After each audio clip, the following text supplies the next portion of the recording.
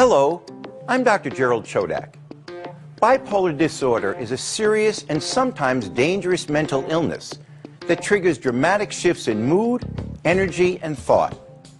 Though much is still unknown about bipolar disorder, doctors have come a long way in understanding the causes of the disease. There are a number of factors linked to the development of bipolar disorder, including family history and environmental stress. But research has shown that chemical imbalances in the brain play an especially key role in the onset of the disease. Every adult has more than 90 billion brain cells, or neurons. These neurons communicate with each other through chemical messengers called neurotransmitters. Neurotransmitters help control a wide variety of bodily functions, such as thinking, reasoning, and mood. But when they don't function properly, problems can occur. Here's how neurotransmitters work. Each neuron is composed of an axon, dendrites, and cell body. When a neuron fires, an electrical signal is sent down the axon, a long, slender tube that functions like an antenna. At the end of the axon, the signal is transferred to neurotransmitters.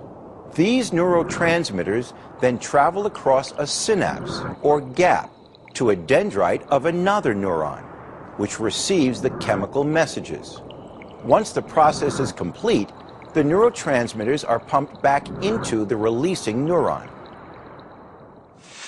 Under normal circumstances, just the right amount of a neurotransmitter is sent across the gap to communicate with other neurons. But in cases of bipolar disorder, levels of certain neurotransmitters are abnormally high or low, which experts believe can trigger mood abnormalities. For example, depression has been linked to low levels of serotonin in the synaptic gap. Serotonin is a neurotransmitter that helps regulate moods.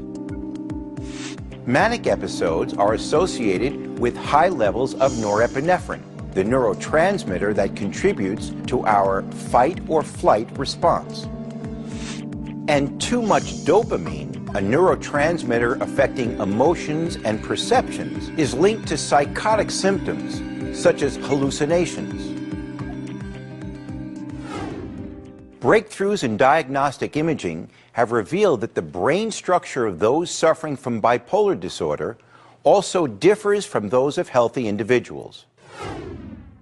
Using advanced MRI and PET scanning technologies, experts now have evidence that severe episodes of bipolar depression can lead to changes in certain parts of the brain.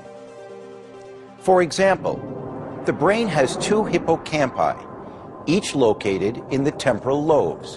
One of the functions of the hippocampus is to help control learning, emotions, and memory. In some bipolar patients, the hippocampus appears to shrink over time. Other areas of the brain's temporal region may shrink as well. Since bipolar disorder often runs in families, scientists are trying to identify the specific genes that cause the condition. But genes are likely not the only explanation.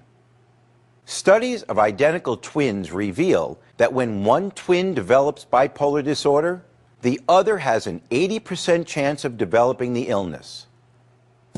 This suggests that while genes are a primary cause, other factors may also be needed for the disease to manifest itself. People born with the possibility of becoming bipolar may find that stressful events like divorce, job loss, or emotional strain can trigger the illness. Scientists have no single explanation for the cause of bipolar disorder. But as they continue their research, they hope to discover more effective treatments to keep this condition under control.